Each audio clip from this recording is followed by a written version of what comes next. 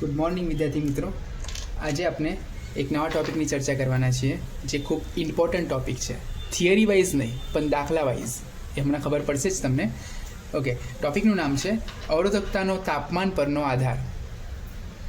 Okay, already આપણે એક સૂત્ર જોઈ ગયા હતા, સિગ્મા ઇઝ ઇક્વલ ટુ કંઈક સૂત્ર આવું હતું જે આપણે ડ્રિફ્ટ વેગ જે ભણ્યા છીએ, ડ્રિફ્ટ વેગ તેની અંદર આપણે જોઈ ગયા છે કે sigma is equal two, sigma એટલે કે વાહકતા, is equal two n e square tau upon m. આવું કંઈક સૂત્ર આપણે જોઈ ગયા છીએ, બરાબર. અને હવે આ સૂત્રની અંદર પરથી આપણે રોનું પણ સૂત્ર બનાવેલું હતું. Rho is equal to m upon n e square tau. અને તેની અંદર આપણે એવી ચર્ચા કરી હતી કે જેવી રીતે ટાઉ વધે તો રો ઘટે અને એનાથી ઉલટું ટાઉ ઘટે તો રો વધે. અને આ ટાવ શું હતો? તો ટાવ હતો રિલેક્સેશન સમય.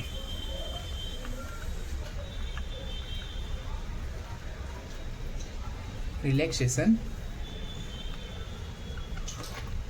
સમય એટલે કે બે ક્રમિક અથડામણો વચ્ચેનો સમય. તો કઈ રીતે તાપમાન અને અવરોધકતા એકબીજા સાથે રિલેટ કરે છે તે આ સૂત્રની મદદથી, આ બેમાંથી કોઈ પણ એક સૂત્રની મદદથી સમજાવ્યું હતું. આ વાહકતા આધારિત છે, આ અવરોધકતા આધારિત છે. ઓકે, કોઈ એક સૂત્રને લઈને ચાલે, ધારો કે આને હું લઈને ચાલું તો જો તાપમાન વધારવામાં આવે તો આપને ખબર હતી કે પેલા અવરોધો જે છે, અવરોધો નહીં, તાપમાન વધારવાથી વાહકની અંદરના જે ધન વિદ્યુતભારિત જે આયનો છે, બરાબર, તે બધા લેટીસ પર ગોઠવાયેલા છે, પણ તાપમાન આપવાના કારણે અથવા તો ઉષ્મા ઉર્જા આપવાના કારણે, તાપમાન વધવાના કારણે તે પોતાની જગ્યા પર જ વાઇબ્રેશન સ્ટાર્ટ કરી દે છે. આ વાઇબ્રેશન્સના કારણે ઓલરેડી ઇલેક્ટ્રોન અસ્તવ્યસ્ત ગતિ કરતો જ હતો અને તેમાં પાછું આ વાઇબ્રેશન્સ એટલે કે અથડામણો વધી જાય છે. અથડામણો વધી જાય છે એનો અર્થ એવો થાય કે જે બે ક્રમિક અથડામણો વચ્ચેનો સમયગાળો જે હતો, જેને રિલેક્શન સમય કહીએ છીએ, તે અથડામણો વધી જવાથી ઘટી જાય છે. એટલે કે રો ઘટે, ટાવ ઘટે છે. ટાવ ઘટે છે એટલા માટે અવરોધકતા વધે છે. અને જ્યારે આપણે તાપમાન ઓછું કરી દઈએ અથવા તો ઉષ્મા ઉર્જા ખેંચી લઈએ તો તાપમાન ઘટવાથી એ અથડામણો ઘટી જાય છે, જેના કારણે રિલેક્શન સમય વધી જાય છે. રિલેક્શન સમય વધી જવાથી અવરોધકતા ઘટી જાય છે. તો આ રીતે રિલેશન આપેલું હતું. ઓકે, પણ હવેનો આજના ટૉપિકની અંદર ડાયરેક્ટ જ બેઠું અવરોધકતા અને તાપમાન આધારિત સૂત્ર જોવાના છે. અને બીજી એક સારી વાત એ છે તમારા માટે કે આની કોઈ સાબિતી પણ નથી આપવાની, બેઠું સૂત્ર લઈ લેવાનું છે. તમે વિચારશો કે સાબિતી વગરનું સૂત્ર પહેલી વાર આવું આવ્યું ને, તો એવું નથી. 11મા ધોરણની અંદર ઓલરેડી આપણે એક ટૉપિક ભણી ગયા હતા, તેની અંદર આના જેવું જ એક સૂત્ર આપણે ઓલરેડી ત્યાં સાબિત કરી ચૂક્યા છે. એટલા માટે અહીં થોડુંક તમને રાહત આવી છે કે હવે સાબિતી આપવાની જરૂર નથી. ઓકે, અને તે સૂત્ર જે છે તે કંઈક આ રીતે છે કે ધારો કે ટી તાપમાને કોઈ પદાર્થની અથવા તો કોઈ દ્રવ્યની અવરોધકતા જો રો ઓફ ટી હોય અથવા તો સિમ્પલી રો ટી હોય તો એ rho T is equal to rho 0 1 plus alpha t minus T0. આ રીતે આપવામાં આવે છે. જો અહીંયા અવરોધકતા પણ છે ને તાપમાન પણ છે, તો તાપમાન આધારિત અવરોધકતા જે છે તેનું સૂત્ર અહીંયા પરફેક્ટલી અહીંયા દેખાય આવે છે. ઓકે, અહીં જે રો ટી જે છે તે જે તે ટી તાપમાન હશે ને, આ અહીં જે આપેલો છે તે એ ટી તાપમાને દ્રવ્યની કે જે કંઈ પણ પદાર્થ હશે તેની અવરોધકતા દર્શાવે છે. ઓકે, જ્યારે રો 0 જે છે અહીં જે T0 તાપમાન આપેલું છે, ઓકે, તો તે T0 તાપમાન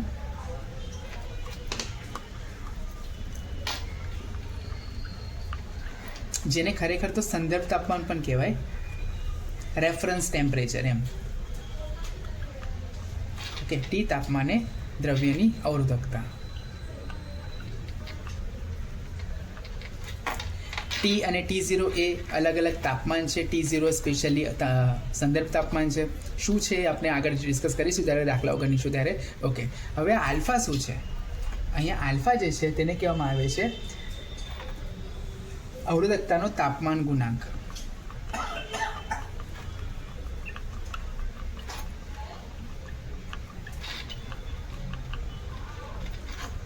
ઓકે, રોનો એકમ શું આવશે? રોનો એકમ આવશે કારણ કે અવરોધકતા છે એટલે ઓહમ મીટર.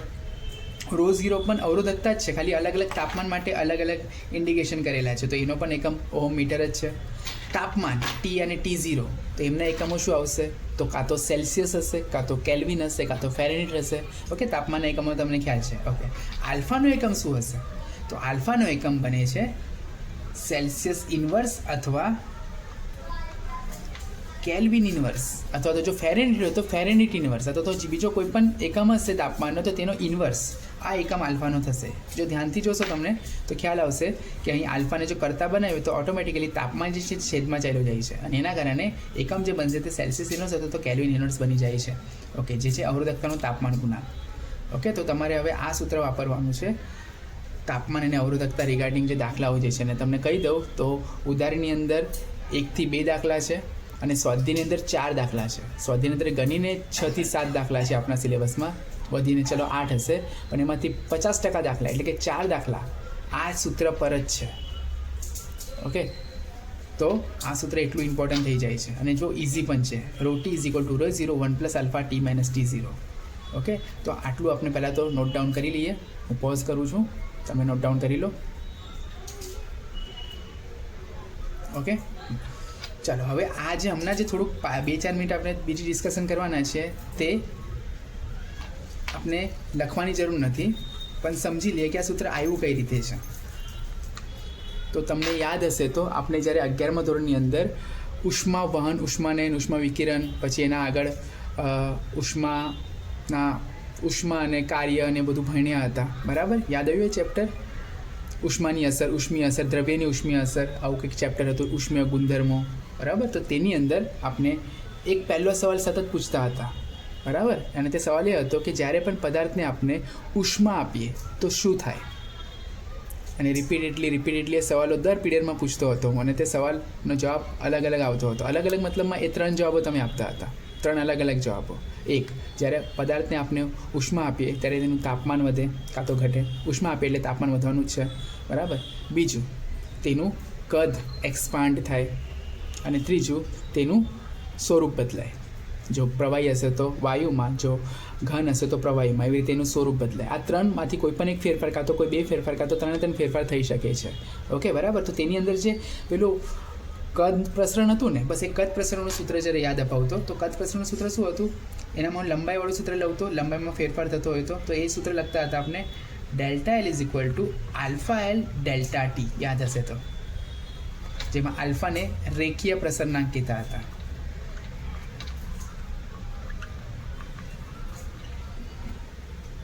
યાદ આવ્યું? αL ΔT, જેમાં L શું હતી? મૂળભૂત લંબાઈ. ΔL શું હતું? લંબાઈનો ફેરફાર. ΔT શું છે? તાપમાનનો ફેરફાર. ઓકે, બરાબર? હવે હું અહીં તમને ΔLની જગ્યા પર એને ખોલીને લખું તો એ L - L0, તો અહીંયા હું L0 લખી દઉં. ફરીથી આ સૂત્ર લખીએ થોડું હજી સારી રીતે. તો સૂત્ર હતું ΔL = αL ΔT. આ L જે છે તે મૂળભૂત લંબાઈ છે, તો મૂળભૂત લંબાઈને હું થોડું હજી વધારે મૂળભૂત દેખાય એટલા માટે L0 લખી દઉં છું. ઓકે, તો આવું એક સૂત્ર આપણે વાપરતા હતા. પછી આપણે ક્ષેત્રફળ માટે પણ બેઠે આવું સૂત્ર, કદ માટે પણ બેઠે આવું સૂત્ર એ વાપરતા હતા, બરાબર? આપણે તે લંબાઈ આધારિત વાત કરીએ તો ΔLને જો હું ખોલું તો એ શું છે? એ 2 લંબાઈઓનો તફાવત છે, અંતિમ લંબાઈ માઇનસ મૂળભૂત લંબાઈ, બરાબર? = αL0 ΔT. હવે હું શું કરીશ? આ -L0 ને સામે મોકલી આપું તો L = L0 + αL0 ΔT. આ બંનેમાંથી હું L0 ને કરતા બનાવું, કોમન કાઢું તો L0 બ્રેકેટમાંથી બહાર નીકળશે તો અંદર બ્રેકેટમાં રહેશે 1 + α ΔT = L. છે એના જેવું સૂત્ર તો ખ્યાલ આવ્યો? ઓલરેડી આ એક ઉદાહરણના દાખલાની અંદર આવા સૂત્રની જરૂર પડી હતી, આને આ ફોર્મમાં કન્વર્ટ કરવાની જરૂર પડી હતી, બસ. તો ત્યાં ઓલરેડી સાબિતી છે, એના કારણે અહીં આ ચેપ્ટરની અંદર આ સૂત્રની કોઈ સાબિતી આપેલી નથી અને ડાયરેક્ટ જ સ્વીકારી લેવાનું છે. ખરેખર સ્વીકારવાનું નથી, એની મહેનત ઓલરેડી આપણે કરી ચૂકેલા છે. ચાલો, તો આ સૂત્ર ખબર પડી ગઈ, યાદ રહી ગયું. ચાલો, હજી આના પરથી એક બીજું સૂત્ર બનાવવાના છે. ઓકે, આ છે અવરોધકતાનું સૂત્ર. પણ જો આપણે દાખલાઓમાં જો કે છે પણ કે અવરોધો આપેલા હશે, બરાબર? અવરોધો આપેલા હશે તો ત્યારે શું કરીશું? તો ત્યારે આપણે આ અવરોધકતાને અવરોધના ફોર્મમાં કન્વર્ટ કરીએ. તો પહેલાં તો આપણે ખબર જ છે કે અવરોધ અને અવરોધકતા વચ્ચેનો સંબંધ શું છે? તો આ રીતે કંઈ દર્શાવી શકાય, R = ρL/A, બરાબર? ρL/, okay. તો આની અંદર હું ρને કરતા બનાવું તો ρ = RA/L, થશે આવું? ઓકે, તો આ કિંમત હું આ દરેક માટે જવા દઉં તો રોટી અહીંયા જ પહેલાં સેટ કરીએ. રોની જગ્યા પર રોટી લખું તો આરની જગ્યા પર મારે આરટી લખવાનું. ક્ષેત્રફળ અને લંબાઈમાં એટલો મોટો ફેરફાર નથી થવાનો. એ કેમ નથી થવાનો એમ તમે કહેશો સર તાપમાન આપવાથી તો ફેરફાર થાય. હા થાય, પણ અહીં આપણે ફેરફાર નથી લેવાનો. એનું કારણ એન્ડમાં કહીશ અત્યારે, બરાબર? પહેલાં આટલું લખી લેવા દઈએ. સો આ લખાશે. So RT is equal to rho 0 માટે શું લખાશે? Sorry, RT is equal to નહીં, રોટી અને આરટી માટેનું સૂત્ર રો 0 માટેનું સૂત્ર બનાવીએ. રો 0 બરાબર R0 A અપોન L. આ બંને કિંમતો અંદર જવા દઈએ તો સૂત્ર બનશે RT A upon L is equal two R0 A upon L 1 plus alpha T minus T0. તો એમ પણ જો ફેરફાર થતો હોતે તો એમ પણ સામે ઉડી જ રહ્યું છે, તો કેન્સલ થવાનું જ છે. અને કદાચ તમે કહેશો સર આ પ્રારંભિક તાપમાન વખતનું ક્ષેત્રફળ વધી રહ્યું છે, લંબાઈ વધી રહી છે, જે કંઈ હશે તો આ બંને સમાન નહીં હોય. તો બીજી એક વાત કે આ સૂત્ર માટે એક લિમિટેશન પણ છે. આ સૂત્ર ત્યારે જ વાપરી શકાય જ્યારે આ જે તાપમાનનો તફાવત જે હોય ને તે ખૂબ મોટો ન હોય, બરાબર? આ સૂત્ર માત્ર ને માત્ર ત્યારે જ વાપરી શકાય. એક નોંધ લખી દઈએ. આ સૂત્ર કાં તો આ સંબંધ જે છે, બરાબર, આ સૂત્રને કંઈક આનુભવિક સૂત્ર પણ કહેવામાં આવે છે.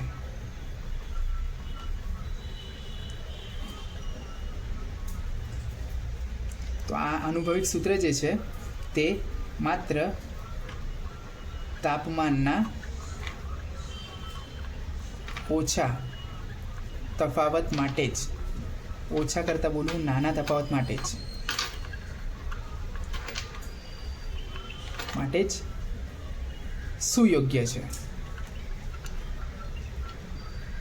કારણ કે જો બહુ મોટો તફાવત લેશો ને, જો કે એક બે દાખલામાં તફાવત મોટો છે પણ તેમ છતાં આપણે થોડી વસ્તુને ઇગ્નોર કરવાની છે. ફક્ત એ સૂત્રને પ્રેક્ટિસ માટે દાખલો આપેલો છે, હું માનીને ચાલવાનું છે. ત્યાં એ પરફેક્ટલી સૂટ પણ નથી થતો. એવો દાખલો આવશે એટલે હું સમજાવીશ જ.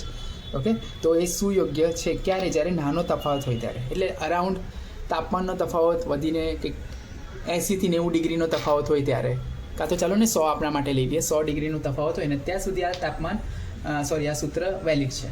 એનાથી વધારે જો મોટો તફાવત હશે ને આ તાપમાન ને આ તાપમાન વચ્ચે, તો પછી આ સૂત્ર પરફેક્ટલી સૂટ નથી થતું. મતલબમાં જે જવાબો આવશે તમને, આ જે અવરોધકતાનો જવાબ અથવા તો અવરોધનો જવાબ મળશે તે વાસ્તવિક જવાબ અથવા તો પ્રેક્ટિકલ જવાબથી અલગ હશે, ખોટો આવશે. ઇન શોર્ટ, સાચો ક્યારે આવશે? જ્યારે તાપમાનનો ફેરફાર બહુ ઓછો હશે, તાપમાનનો તફાવત બહુ ઓછો હશે ત્યારે. ઓકે, બરાબર? હા, આ સૂત્ર કમ્પ્લીટ કરીએ તો ફાઇનલી સૂત્ર બને છે RT is equal two R0 1 plus alpha T minus T0. અને કારણ કે આ સૂત્ર આપણે વાપરવાનું છે નાના તફાવત માટે, તો નાના તફાવતમાં કંઈક લંબાઈ કે ક્ષેત્રફળમાં બહુ મોટો ફેરફાર નહીં થાય. એટલે આ ક્ષેત્રફળને લંબાઈ આપણે જે અહીંયા કેન્સલ આઉટ કરેલા છે તે બંને તરફ સેમ ટુ સેમ જ છે, એટલા માટે આપણે આવું લખી શકીએ છીએ. તો આ એક સૂત્ર અને ઉપર જે છે તે જરૂરિયાત પ્રમાણે આપણે અવરોધકતા હશે તો આ સૂત્ર વાપરીશું, અવરોધ હશે તો આ સૂત્ર વાપરીશું, બરાબર? ઓકે, તો આ બે સૂત્ર ખાલી લખી લો. અને આ એક નોંધ ખાલી યાદ રાખજો, લખી રાખ્યું હોય તો લખી શકો છો. બસ, તો અહીંયા આ થિયરીની અંદર ફક્ત આપણે એક સૂત્ર યાદ રાખવાનું છે. અને બીજું થોડું હજી નોંધમાં એડ ઓન કરું કે MCQની અંદર આ સૂત્ર આધારિત, આ આલ્ફા આધારિત, સ્પેશિયલી આલ્ફા આધારિત પણ MCQs હોય છે, તો તેની થોડી ચર્ચા કરું કે આલ્ફા જે હોય છે ને તે ધાતુઓ માટે પોઝિટિવ હોય છે, જ્યારે અર્ધધાતુ માટે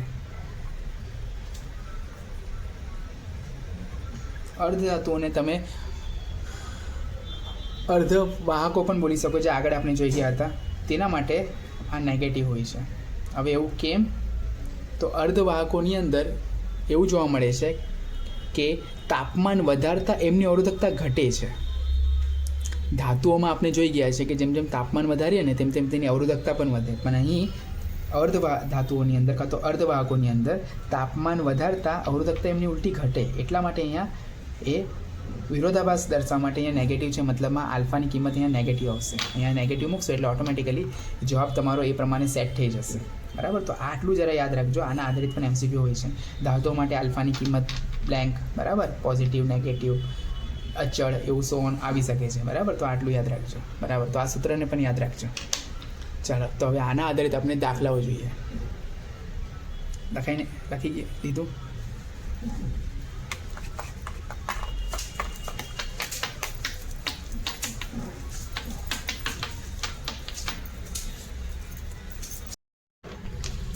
ઓકે, તો એક ગરમ કરવા વપરાતા ઘટક તારનો ઓરડાના તાપમાને 27°C, ઓરડાનું તાપમાન એટલે જનરલી 27°C હોય છે, આ તાપમાને અવરોધ 100 ઓહમ છે, બરાબર. જો અવરોધકતાનો તાપમાન ગુણાંક એટલે કે આલ્ફા 170 × 10⁻⁴ ઇન્વર્સ હોય તો તારનો અવરોધ 170 ઓહમ થાય ત્યારે તારનું તાપમાન શોધો. એટલે જો અહીંયા એક તાપમાન આપેલું છે, બીજું તાપમાન પૂછેલું છે, બરાબર. આલ્ફા આપેલો છે અને બે અવરોધો આપેલા છે.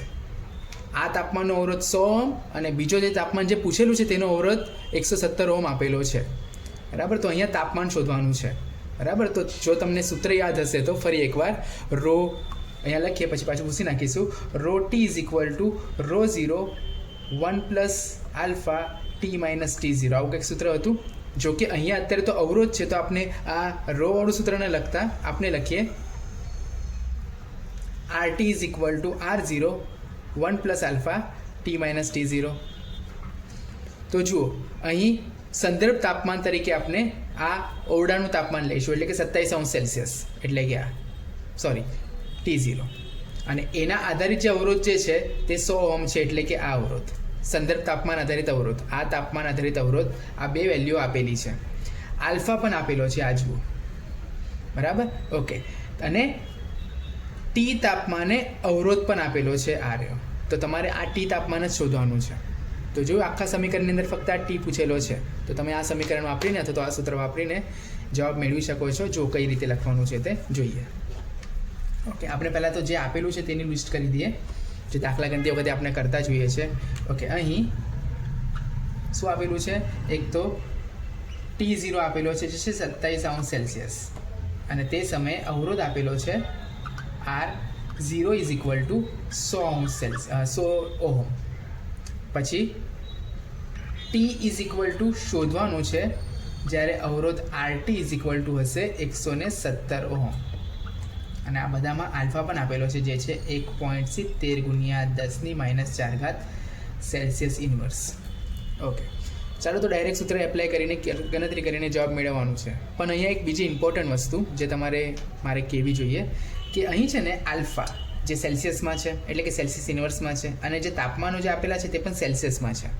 ઓકે, કોઈક વાર એવા દાખલાઓ જે છે પણ એવા પણ હશે કે જેની અંદર તાપમાન કેલ્વિનમાં આપેલું હોય ને આ આલ્ફા સેલ્સિયસ ઇન્વર્સમાં આપેલું હોય, અથવા તો વાઇસા વર્સા કે તાપમાન સેલ્સિયસમાં આપેલું છે ને આલ્ફા કેલ્વિનમાં આપેલું હોય.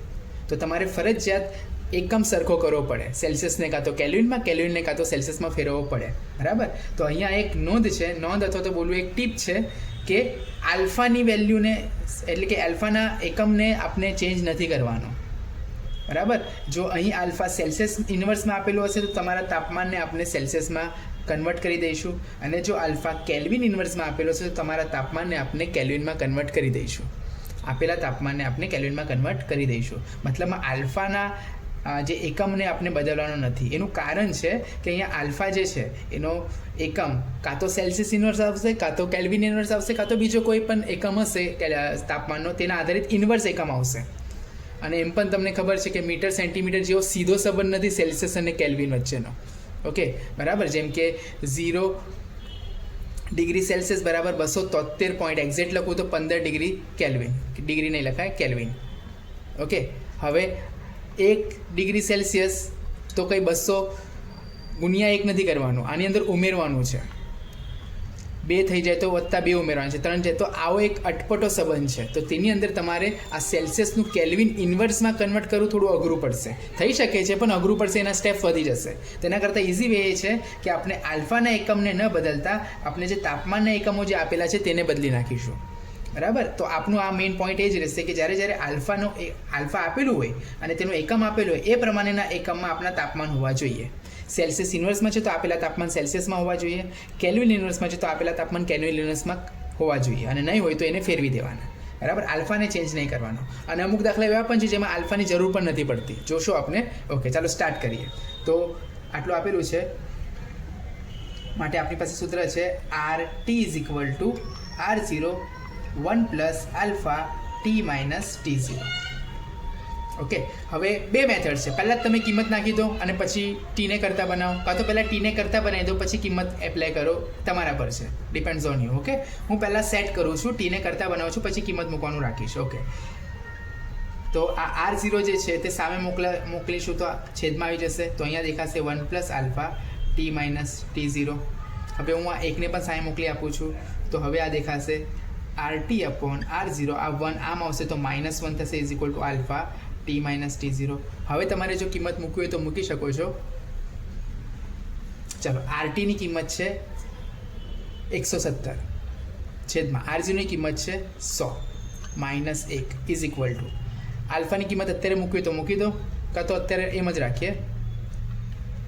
ઓકે, 170 ભાગ્યા 100 એટલે 1.70 થશે, બરાબર. 170 ભાગ્યા 100 એટલે 1.70 થશે. આ 0 0 આપી દો તો પોઈન્ટ આમ શિફ્ટ થશે, બરાબર. -1 એટલે 1.70 - 1 બરાબર alpha t - t0.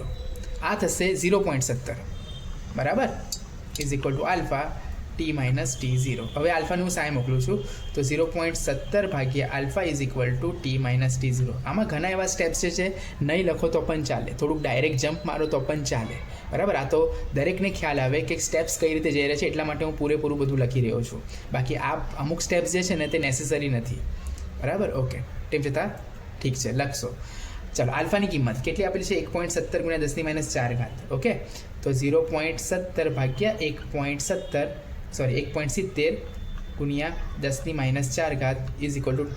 t - t0. જો ધ્યાનથી જોશો તો લગભગ સરખા જ આંકડા છે, ફક્ત પોઈન્ટ શિફ્ટ કરવાની જરૂર છે. તો જો હું આ પોઈન્ટને આમ શિફ્ટ કરી દઉં તો પોઈન્ટ 170 થઈ જશે, 170 થઈ જશે, સોરી. અને અહીંયા ઓલરેડી પોઈન્ટ 170, આ 0.70 એટલે પોઈન્ટ 170 કહેવાય. હજી કેટલા 0 મૂકવા છે મૂકી શકો છો તમે, બરાબર.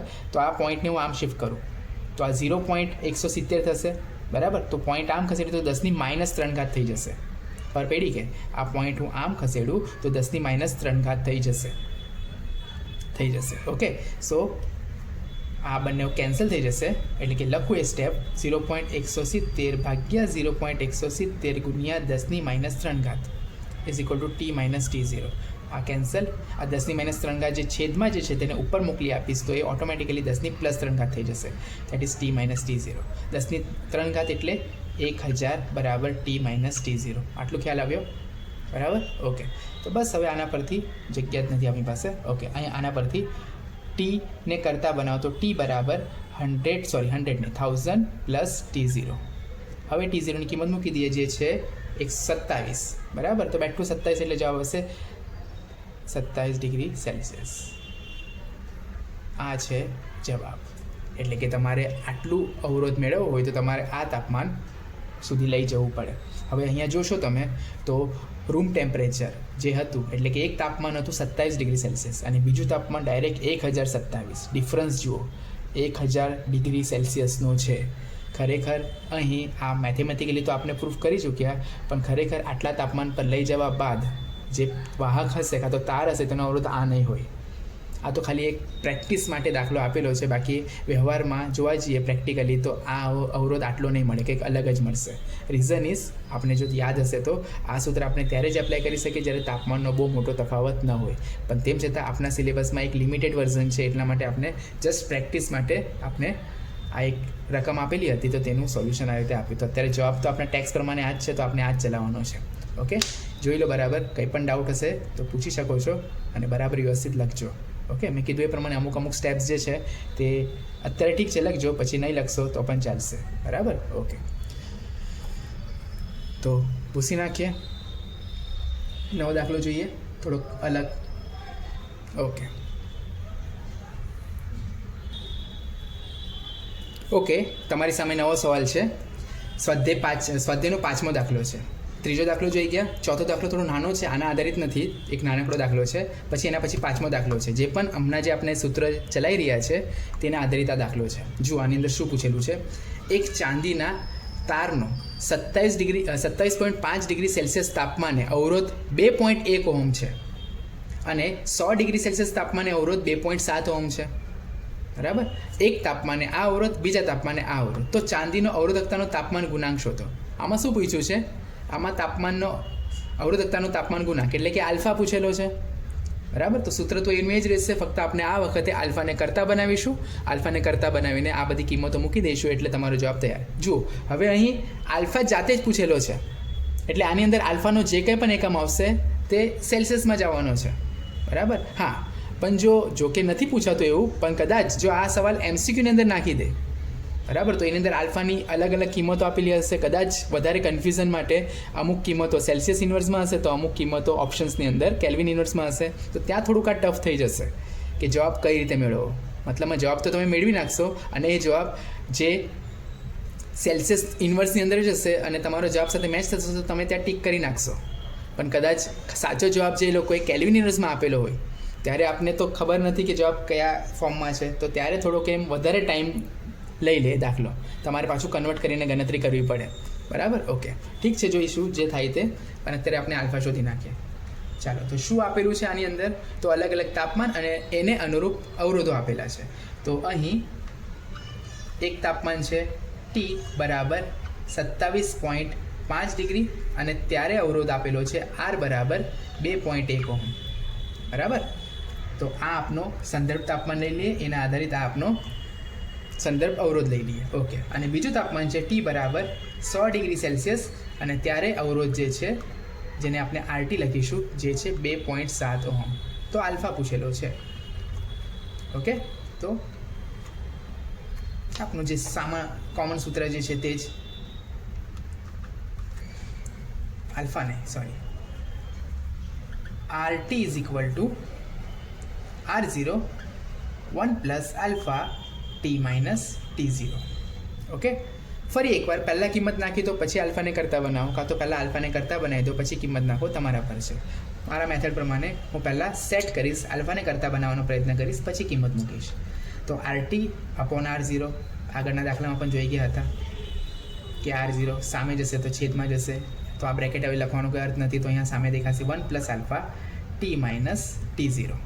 ઓકે, હવે આ 1ને સામે મોકલી આપું તો RT upon R0 minus 1 plus 1 આમ જશે તો minus 1 alpha T minus T0. જો આલ્ફા એમ કરતા થવા માટે તૈયાર જ છે. બસ હવે ખાલી કિંમતો મૂકીને પછી આલ્ફાને સેટ કરીએ, જોઈએ. ચાલો કિંમત મૂકીએ. RTની કિંમત છે 2.7 માઇનસ માઇનસ નથી, છેદમાં છે R0 જે છે 2.1 minus 1 is equal to alpha જે શોધવાનો છે. અને ટીની કિંમત પણ અહીંયા મૂકી જ દઈએ. હવે ટીની કિંમત છે 100 માઇનસ T0ની કિંમત છે 27.5 ડિગ્રી. Okay, Celsius. ચલો હવે આનો જવાબ શું આવશે? 2.7 ભાગ્યા 2.1, કાં તો પછી બીજી રીતે પણ ગણતરી કરવી હોય તો કરી શકો છો. 27 ભાગ્યા 21 પણ લખી શકો છો 10 આપીને. બરાબર, કેલ્ક્યુલેશન્સ કરો. કેલ્સી તમે યુઝ કરી શકો છો, આપણા ગુજરાત બોર્ડની અંદર કેલ્સી અલાઉ છે. ઓકે, 27 માઇનસ 21 ભાગ્યા 21 એવું પણ કરી શકો છો. તો 27 માઇનસ 21 થશે 27 માઇનસ 21 થશે 6 ભાગ્યા 21. ઓકે, એ રીતે પણ ગણતરી કરવી હોય તો કરી શકો છો. ઓકે, 27 ભાગ્યા 21 તો 2.7 ભાગ્યા 2.1. તો આને હું લસાની રીતે લખું તો અને 100માંથી 27.5 જાય તો 100માંથી 27 જાય તો 30 જાય તો 27 જાય તો 73માંથી 0.5 જાય તો 72 થાય, તો 72.5. ઓકે, આનો જવાબ આવશે 6 ભાગ્યા 21 બરાબર આલ્ફા 72.5. હવે વધારે કેલ્ક્યુલેશન્સ ફરીથી 6 ભાગ્યા 21 ઇઝ ઇક્વલ ટુ આલ્ફા 72.5. હવે આલ્ફાને કરતાં બનાવી દઈએ તો આલ્ફા બરાબર 6 ભાગ્યા 21 અને 72 છેદમાં આવશે એટલે અહીંયા ગુણાકારમાં આવશે 72.5. છેદમાં જશે અને ગુણાકારમાં થશે. ઓકે, આનો જે કંઈ પણ જવાબ હશે કેલ્સી એપ્લાય કરો હવે અને જવાબ આવી જશે જે છે ચોપડીની અંદર આપેલો છે 0.00394 ડિગ્રી સેલ્સિયસ ઇન્વર્સ. ઓકે, આને પ્રમાણિત સ્વરૂપમાં લખવું હોય તો લખી શકાય 3.94. જો પોઈન્ટ 1, 2 ને 3 પોઈન્ટ શિફ્ટ થયો તો 10⁻³ ડિગ્રી સેલ્સિયસ ઇન્વર્સ. ઓકે, તો આ દાખલો પણ લખી નાખો વ્યવસ્થિત રીતે. બરાબર, અને તમે કદાચ અહીંથી જ ડાયરેક્ટ અહીં જમ્પ કરશો અહીં સુધીનું તો પણ ચાલશે, એપ્લાય ડાયરેક્ટ કેલ્સી કરીને તો. બરાબર, ચાલો તો હવે નેક્સ્ટ દાખલો જે છે તે આપણે બીજા લેક્ચરમાં જોઈશું.